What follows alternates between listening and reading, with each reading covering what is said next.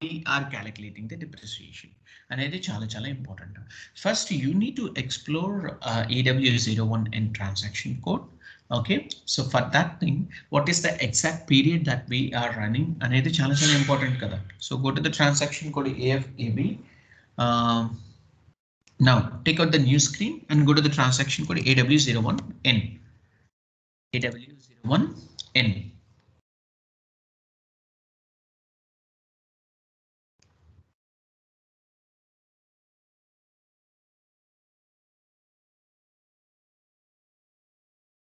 Okay right.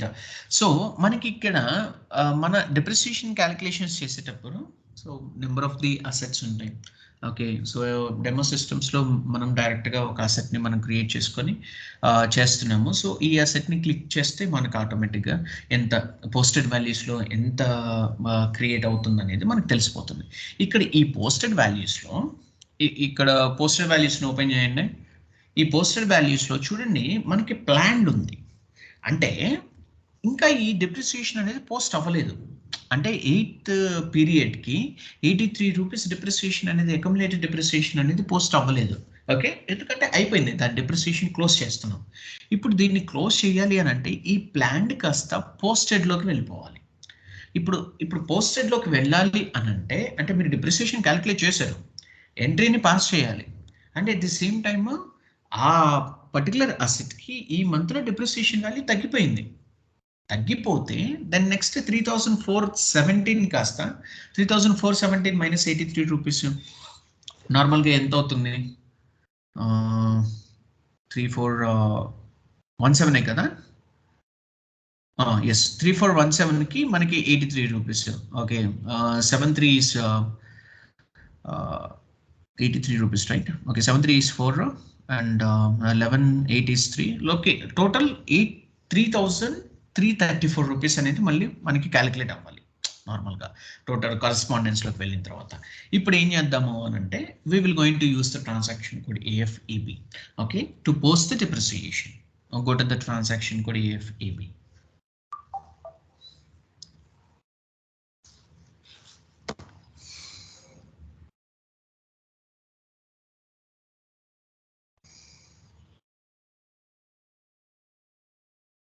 Okay, so when it comes to the current company code and physical things and all, okay, when it comes to the fiscal year, మనం ఇప్పుడు controlling ఏరియాస్లో physical year ఇచ్చాము, అది దానికి దీనికి same ఉండాలి all of you.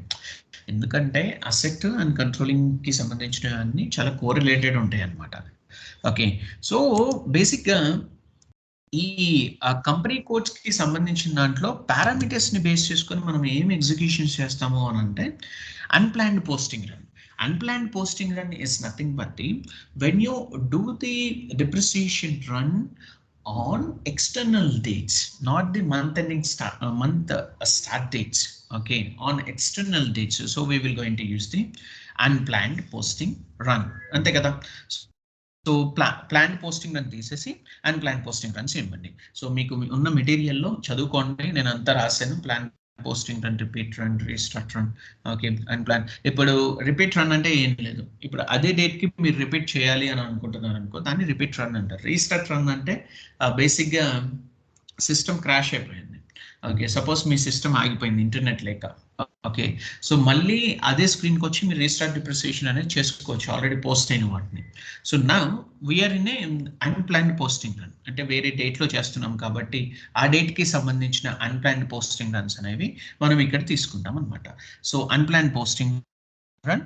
So this is a test run. బేసిక్గా ఇక్కడ పారామీటర్స్ ఫర్ టెస్ట్ రన్ కింద మనకి మెయిన్ అసెట్ నెంబర్ ఉంది కదా, ఆ మెయిన్ అసెట్ నెంబర్ మనం ఇప్పుడు ఏ అసెట్కి మనం యాక్వైజిషన్ చేసాము, ఓకేనా, పర్చేస్ అసెట్ యాక్వైజిషన్స్ అనేది దేనికి చేసాము అనేది చాలా important. Okay, main asset number అనేది ఇప్పుడు తీసేసుకున్న తర్వాత మనం ఏం చేస్తాము, నార్మల్గా ఈ డిప్రిసియేషన్కి సంబంధించినవి పోస్టింగ్స్ చేయాలి అని అంటే ఫస్ట్ ఇది అంటే ఐ మీన్ ఈ డిప్రిసియేషన్ అనేది మనకి ఎగ్జిక్యూట్ అవుతుందా లేదా అనేది ఫస్ట్ ట్రైఅవుట్ చేయాలి. ఓకేనా, సో ఇప్పుడు ట్రైఅవుట్ చేసిన తర్వాత మనకి ఈ AFAB అనే ఒక ట్రాన్సాక్షన్ కోడ్లో మళ్ళీ ఈ టెస్ట్ రన్స్ ని రిమూవ్ చేసేసిన తర్వాత ఈ డిప్రిసియేషన్ అనేది మనం క్యాలిక్యులేషన్స్ చేసుకుంటాం అనమాట. ఓకే. సో ఇప్పుడు ఈ డిప్రిసియేషన్స్ అనేది మనం క్యాలిక్యులేషన్ చేసుకున్న తర్వాత టెస్ట్ రన్ రిమూవ్ చేసేసి AW01N ట్రాన్సాక్షన్ కోడ్ లో కంపల్సరీగా ఈ డిప్రిసియేషన్ రన్ సేవ్ అయిపోయిన తర్వాత అది పోస్టెడ్ లోకి వెళ్ళిపోవాలి. So that is most important point right now we have.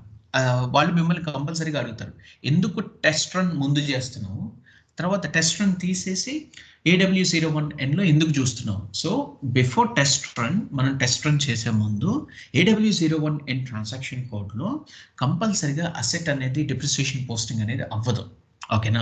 Test run remove చేసి సేవ్ చేసేసిన తర్వాతనే టెస్ట్ రన్ అనేది పోస్ట్ అవుతుంది. అంటే ఐ మీన్ డిప్రిసియేషన్ అనేది పోస్ట్ అవుతుంది. That's it. అంతే కదా. So now go to the execute button.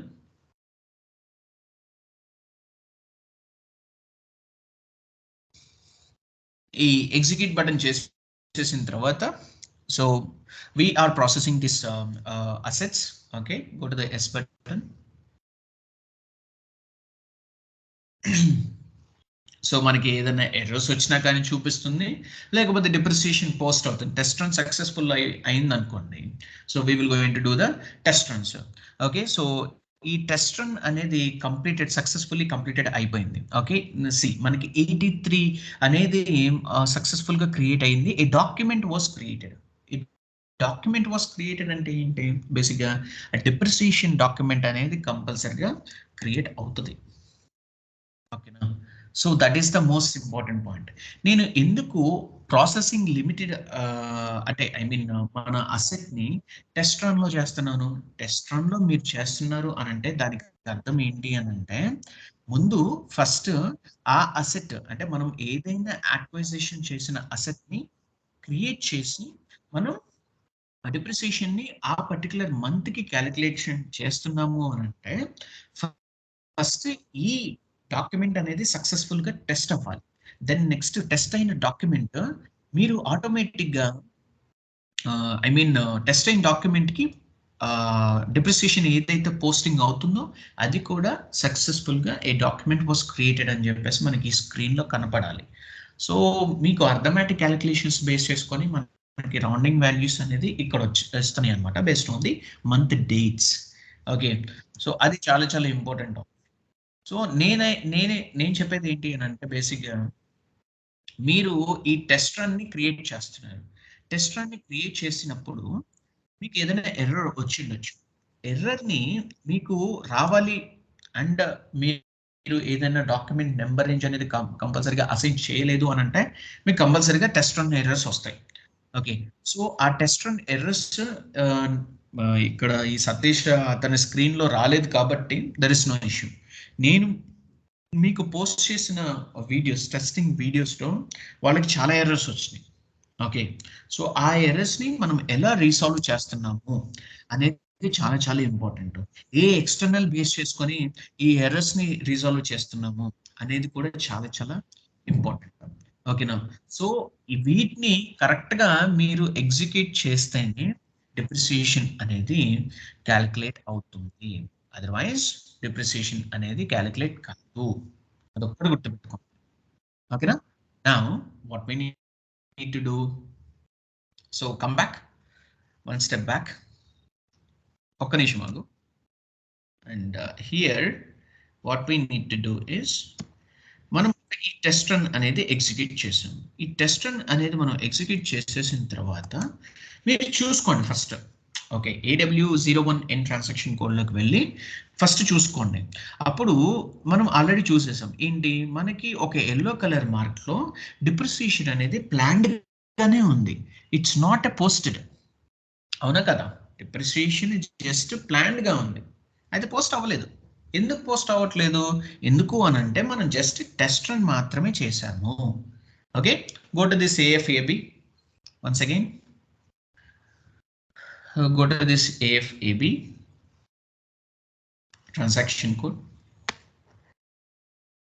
So ఇప్పుడు మనం ఏం చేస్తున్నాం, ఈ టెస్ట్ రన్ రిమూవ్ చేసేసి ఇక్కడ అసెట్ నెంబర్ ని రిమూవ్ చేయాలి. ఓకేనా. సో టెస్ట్ రన్ రిమూవ్ చేయండి, అసెట్ నెంబర్ రిమూవ్ చేయండి, అసెట్ సబ్ నెంబర్ రిమూవ్ చేసేసిన తర్వాత ఓకే, సో మనకి ఒక ఆప్షన్ ఉంటుంది. ఆ ఆప్షన్ ఏంటి? Program option. Okay, go to the program option. పైన ఒక ప్రోగ్రామ్ ఉంది కదా, పైన ఇంకా ఆ ప్రోగ్రామ్ ఆప్షన్స్ లో yes, take out that option. ఇక్కడ ఎగ్జిక్యూట్ ఇన్ బ్యాక్గ్రౌండ్. ఓకే, మనం బ్యాక్గ్రౌండ్ ని ఎగ్జిక్యూట్ చేస్తాము. ఎగ్జిక్యూట్ ఇన్ బ్యాక్గ్రౌండ్ లో ఓకే, కంపల్సరిగా ఈ అసెట్ కి సంబంధించింది మనం యూజింగ్ ఒక ప్రింటర్ ని బేస్ చేసుకొని బ్యాక్గ్రౌండ్ జాబ్ అనేది ఎగ్జిక్యూట్ చేస్తాం అనమాట. ఓకేనా? So execute in background, click on it. Okay, see, all of you just need to have more focus on the printed parameters of the output device. Okay, మీరు ఈ output device కి సంబంధించిన దాంట్లో print parameters ని ఏమేమి ఇస్తున్నారు? Output device LPC 1, okay, number of copies వచ్చేసి 1 and print all. మీరు ఏ ఫార్మాట్ ని సెట్ చేస్తున్నారు అనేది ఇది డిసైడ్ చేస్తుంది background print parameters. Okay, so that is the most important point right now we have. Go to the continue option. So you can able to have the information. Okay, what is the exact format set to that particular depreciation అనేది. Okay na? So basic గా మనకి format sets ఏమేమి ఉంటాయి?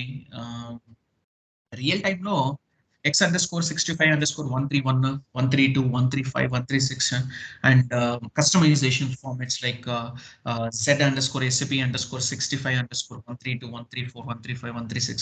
Like this you will going to have each and every thing. Okay, so మనం ఈ particular point of వ్యూని exact గా define చేస్తున్నప్పుడు the most important point is that మనకి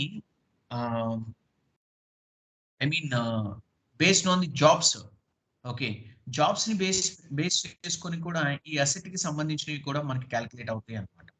సో ఇప్పుడు మీరు ఈ ఫార్మాట్స్ ని బేస్ చేసుకొని ఎందుకు క్యాలిక్యులేషన్ చేస్తున్నారు? Okay, what is the exact format? ఈ ఫార్మాట్ ఇవ్వకపోతే మీకు ఐ మీన్ డిప్రిసియేషన్ క్యాలిక్యులేషన్ కాదా అని చెప్పేసి వాళ్ళు చాలా క్వశ్చన్స్ అడుగుతారు ఆల్ ఆఫ్ యూ. సో అదొక్కటి మీరు చాలా జాగ్రత్తగా ఐ మీన్ మీరు వెరీ మచ్ పర్ఫెక్ట్ గా ఉండాలి. ఎందుకు అని అంటే మీరు జాబ్ ని ఫార్మాట్ ని సెట్ చేస్తున్నారు. ఫార్మాట్ ని సెట్ చేసిన తర్వాత బేసిక్ గా ఈ సేవ్డ్ వాల్యూస్ లో జాబ్స్ ని మీరు ఎలా రన్ చేసి విజువలైజేషన్ చేస్తున్నారు. ఓకే, అది ఎందుకు అడుగుతారు అని అంటే టెస్టింగ్ పర్పస్ లో చెకింగ్, మనం చెక్ చేసి సేవ్ చేస్తాం కదా, సేవ్ చేసిన దాంట్లో జాబ్స్ అనేవి ఓపెన్ అవుతాయి. ఓకేనా? జాబ్స్ అనేది ఓపెన్ అయిన తర్వాత ఆటోమేటిక్ గా మనకి ఒక బ్యాక్గ్రౌండ్ జాబ్ రన్ అవుతుంది. ఇప్పుడు రన్ అయిన తర్వాత అసలు డిప్రిసియేషన్ పోస్ట్ అయ్యిందా లేదా అనేది చాలా చాలా ఇంపార్టెంట్. అవునా కదా? సో నా what we need to do is మనం ఇమీడియట్ గా ఈ డిప్రిసియేషన్ క్యాలిక్యులేషన్ చేస్తాము. ఓకేనా? So select the immediate here, select the immediate, select this thing. Now go to the check option and check option. Yes, click on the check option. Then go to the save button. పక్కన save button ఉంది కదా, so ఈ job ని మనం కంపల్సరిగా execute చేస్తున్నాము. ఇప్పుడు మీరు ఎగ్జిక్యూట్ చేసిన జాబ్స్ ని మీరు ఎక్కడ చూసుకోవాలి? ఇది చాలా రియల్ టైమ్ లో important question all of you. వాళ్ళు ఎవరైనా సరే, కొంతమందికి తెలియదు అసలు. ఓకేనా? అసెట్ ని డిప్రిసియేషన్ పోస్ట్ చేయటమే తెలియదు. ఒకవేళ ఎర్రర్స్ వస్తే ఎలా సాల్వ్ చేయటం కూడా తెలియదు. సో మీరు ఎక్కడైనా ఏ వీడియోస్ అయినా చూసుకోండి, ఆబ్జెక్టివ్ జాబ్స్ ని బేస్ చేసుకొని మీరు ఎలా రన్ చేస్తున్నారు అనేది చాలా చాలా important. Okay, now what we need to do is above there is a system option. Go to the system, go up, there is a system. So in that system what we need to do, we need to have the services. Okay, ఈ services ని open చేసి మనకి ఈ services open చేసిన తర్వాత there could be a possible reasons or there could be a possible sessions. ఏం sessions? Job sessions. ఆ jobs లో మనం డిఫైన్ చేయొచ్చు అండ్ జాబ్ ఓవర్ వ్యూ కూడా చూసుకోవచ్చు. Come down, there is a job, come down, there is a job and this job you do have job overview. ఈ job over view ఏంటి? ఇక్కడ మనకి ఆర్ఏ పోస్ట్ 2000, ఈ 2000 అనేది సక్సెస్ఫుల్ గా బ్యాక్గ్రౌండ్ లో ఎగ్జిక్యూట్ అయిందా లేదా అనేది కంపల్సరీగా చూసుకోవాలి. అవును కదా? So go to the job over view. In the job over view you can able to find out lot of details.